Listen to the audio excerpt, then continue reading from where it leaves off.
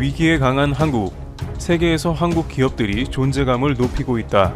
세계에서 한국 예찬론이 쏟아져 나오며 한국을 무시했던 경계했던 국가들이 곤두박질치며 한국을 인정할 수밖에 없는 상황들이 계속되고 있습니다. 일본도 최신 외교 청서에는 한국은 중요한 나라라는 표현을 되살려서 집어넣고 있는 모습입니다.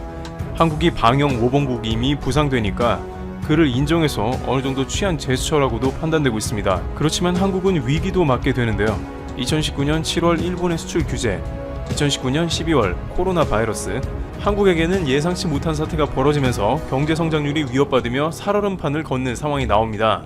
하지만 위기에 강한 한국은 이때를 기회 삼아 극복에 성공하며 한국의 기업들이 해외 언론 여기저기에 이름을 올리고 있습니다. 한국 식품업계는 해외의 라면 사재기 현상으로 인해 1분기 실적이 일제히 양호한 성적을 보이고 있으며 영화 기생충에 등장한 짜파구리로 전 세계인의 관심을 함호해받은 농심은 1분기 매출과 영업이익이 분기 역대 최고 실적을 기록했습니다. 삼양식품 또한 사재기 현상에 불닭볶음면이 글로벌 히트를 치며 수출 실적이 국내 매출과 비슷한 수준까지 올라왔다고 합니다. 특히 이번 코로나19 사태로 인해서 삼양은 인도네시아의 운송기사들에게 16만 개의 불닭볶음면을 제공하기로 했는데 너무 맵지만 맛있는 한국의 불닭볶음면을 이런 상황에 보내줘서 고맙다는 인사를 전하기도 했습니다. 인도네시아에서 삼양 불닭볶음면은 연간 4,500만 개가 유통될 정도로 일약 인기 아이템으로 자리 잡았습니다.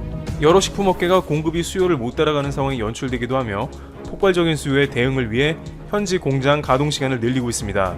삼성전자는 영국 브랜드 파이낸스가 발표한 2020년 가치 있는 브랜드에서 아마존, 구글, 애플, 마이크로소프트, 페이스북에 이어 6위를 차지했으며 모두 미국 기업인 것을 감안하면 사실상 비미국계 브랜드 중에서는 가장 높은 가치를 인정받은 셈입니다. 그뿐만 아니라 LG, SK하이닉스, 삼성 SDS, 네이버 등 5곳이 100대 브랜드 안에 이름을 올리며 한국 기업의 브랜드 가치가 무려 총 1,082억 달러의 가치로 추산되기도 했습니다. 또 일본 자동차 브랜드 점유율이 60%인 베트남에서도 현대자동차가 13년 만에 철옹성 같았던 일본 자동차 브랜드 토요타를 누르고 판매 선두로 올라섰습니다. 이와 같이 각 기업들은 이제 방영 모범국으로 올라선 코리아 프리미엄을 누리는 일이 남았을 것입니다. 그런데 최근 한국 역사 알리기에 나섰던 기업 라카이 코리아에서 다소 충격적인 소식을 전해왔습니다. 독립유공자 후원하는 제품을 대량 구매했다가 연락 두절 및 취소하는 노쇼 사태에 이어 라카이 코리아 회사로 태극기를 찢어서 보낸다든지 독도 운동화를 훼손해서 보내는 일들이 빈번하게 일어나고 있다고 하는데요. 간혹 응원의 편지를 보내주는 분들이 있어 행복하게 기다리던 일들이 두려움으로 바뀌었다고 하며 앞으로 확인되지 않은 물품은 전부 반송 및 폐기 처리를 진행한다고 공지로 밝힌 상황입니다. 라카이 코리아의 한국 알리기가 누군가에겐 불편한 일이 되었다는 것이 안타까운 상황인데요. 라카이 코리아는 국내에서 다양한 한국 알리기와 역사 관련된 제품들의 의미를 담아 출시하고 있습니다. 해외 언론사에서 독도 팔찌로 기사가 송출되기도 했는데 그간 라카이 코리아는 2017년, 18년, 19년 만성 적자에 시달리며 회사의 위기가 찾아왔음에도 불구하고 계속해서 한국의 의미를 담아 물건을 출시했는데 이런 안타까운 일이 생긴 겁니다. 실제 일본 시장에서의 불매운동과 온라인의 악플 등을 감수해오던 터라 예민한 상황이라고도 전해집니다. 한국의 미를 주력으로 제품에 담아오던 기업에서 이러한 상황을 맞으면 움츠려들고 의기소침해지는 분위기가 감돈다고 합니다. 하지만 올해 4년차가 되면서 조금씩 소비자들이 반응하며 예전과 다른 성원을 보내주고 있다는데요. 그리고 이제는 국내에서도 독도 팔찌와 안중근 팔찌 등 태극기가 들어간 디자인의 제품이 여러 판매 사이트에서 인기 순위에 오르며 인정을 받고 있는 상황으로 제품 구매 시 많은 사람들은 자연스럽게 독도협회 후원에 동참하게 됩니다. 기업의 물품에 한국의 역사와 의미를 실어 지속적으로 알리는 중에 여러 가지 어려움을 당하고 있습니다만 라카이 측은 앞으로 코리아 자체가 브랜드로 빛나서 그 가운데 자신의 기업이 인정받을 수 있도록 노력하겠다는 포부를 보입니다. 또한 외신에서도 이러한 라카이 코리아 소식을 기사로 실어 보도하는 장면도 나오고 있습니다. 이와 같이 한국 기업들은 어려움을 극복하고 세계시장에서 인정받는 모습이 나오고 있습니다. 이러한 국내의 크고 작은 기업들에게 지속적인 관심과 응원이 필요해 보입니다. 한국과 정보를 공유하고 경험을 나누는 것이 일본이 앞으로 대응하는 데도 큰 도움이 될 것. 최근 일본 의원이 아베 총리의 한국과의 관계를 묻자 답변한 내용입니다. 불과 며칠 전까지만 하더라도 일본 정부는 한국의 환경부격의 후생 노동성을 통해 한국은 일본에 지원하는 방안을 검토하지 않을 것이라 밝혔음에도 한국산 진단키트가 일본산과 동일한 수준의 성능을 지녔는지 검사부터 해봐야 한다며 한국을 자극했죠. 자, 그런데 이렇게 며칠 만에 일본 아베 총리가 직접 한국은 중요한 나라라며 협력을 원한다 라는 180도 다른 태도를 보이고 있는데요. 그 뒤에는 충격적인 이유가 숨겨져 있었습니다. 지금까지 일본은 중국산 진단키트를 사용하다가 불량률이 너무 높아 최근 일본이 직접 개발했다며 일본산 진단키트를 내놨는데요. 판매를 개시한 지 얼마 지나지 않아서 일본산 진단키트 판매를 중단한다는 소식이 전해졌습니다. 재팬투데이의 보도에 따르면 일본산 진단키트는 일본 의사협회조차도 이미 매우 문제가 심각하다라 전한 바 있었는데요. 이번에 판매를 중단하면서 관계자는 제품 판매 재개 날짜는 정해지지 않았다라고 전했습니다. 영원히 판매하지 않을 수도 있다는 것이고 결국 일본이 이번 사태를 해결하기 위해서 한국산 진단키트가 유일한 희망이 된 것이죠. 자, 그런데 이보다 더 충격적인 소식이 있습니다. 일본이 앞에서는 일본 총리가 직접 나서서 한국의 도움이 필요하다 외치고 있지만 뒤에서는 한국의 뒤통수를 노린 충격적인 작전을 준비하고 있었습니다. 한국의 강제동원 피해자들의 대법원에서 승소하면서 일본 전범기업인 미쓰비시 중공업과 일본제철 그리고 후지코시가 한국에 보유한 자산을 한국이 압류했는데요. 현재 이를 현금화해서 강제동원된 한국인 피해자들의 보상하는 절차를 앞두고 있습니다.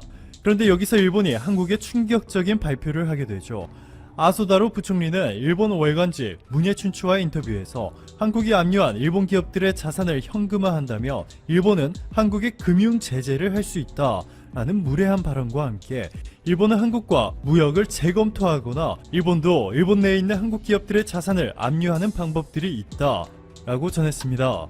일본 산케이 신문의 보도에 따르면 일본은 한국에서 수입되는 제품들의 관세를 인상하거나 일본에서 사업을 하고 있는 한국 기업들의 자산을 압류하는 등 10가지가 넘는 옵션을 준비 중이라면서 한국을 향해 강력한 경고의 메시지를 보냈습니다. 게다가 최근 독일, 프랑스, 이탈리아, 스페인 등 유럽 주요국들이 모두 한국산 진단키트를 극찬하며 적극적으로 수입하면서 한국과는 가깝게 지내는 대신 일본을 외면하기 시작하자 일본이 유럽에도 갑자기 충격적인 발표를 하나 하게 되죠. 아사히 신문의 보도에 따르면 일본 국립감염증연구소는 3월 이후 일본에서 확산되고 있는 이번 바이러스는 중국이 아닌 유럽을 통해 확산됐을 가능성이 상당히 크다 라면서 일본의 국립연구소가 확진 판정을 받은 560명으로부터 얻은 바이러스 유전자 정보를 해독한 결과 이번 사태의 문제가 시작된 곳이 중국이 아닌 유럽이라는 황당한 발표를 한 것이죠. 일본 국립감염증연구소의 구로다 마코토 연구센터장은 중국에서 시작된 제1파 바이러스는 이미 보건 대응으로 종식됐지만 유럽을 통해 유입된 제2파 바이러스가 일본에서 크게 확산한 것 같다 라 발언했습니다. 이미 미국 법률회사 범원 법무그룹이 미국 1만 명을 대리해 중국을 상대로 7,392조 원에 달하는 집단소송을 제기했고 영국의 한 학회도 중국이 G7 국가에 끼친 손실만 4,800조 원에 달한다며 소송을 낸 상황.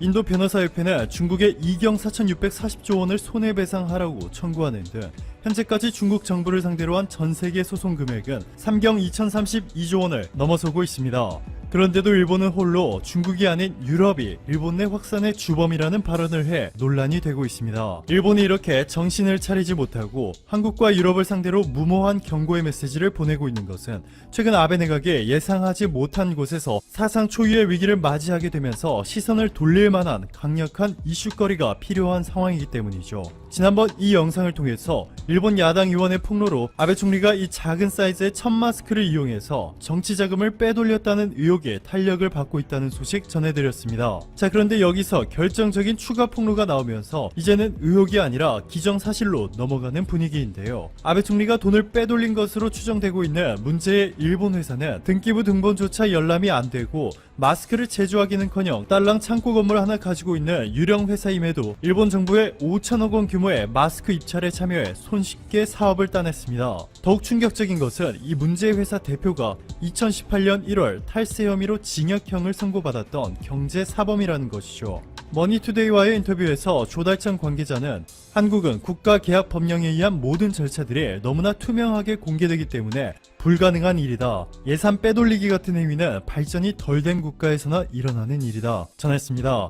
화학약품 냄새가 나고 한 번 빨면 줄어드는 데다가 너무 작아서 마스크로서의 기능까지 의심되고 있는 아베노 마스크. 실제 바이러스 예방으로는 사용할 수 없고 이제는 일본 여성들 사이에서 자신의 얼굴이 얼마나 작은지 인증하는 용도로 사용하는 일본 SNS에서 핫한 아이템이 되었습니다. 오늘도 감사합니다. 최고로 멋진 하루 보내시길 바랄게요.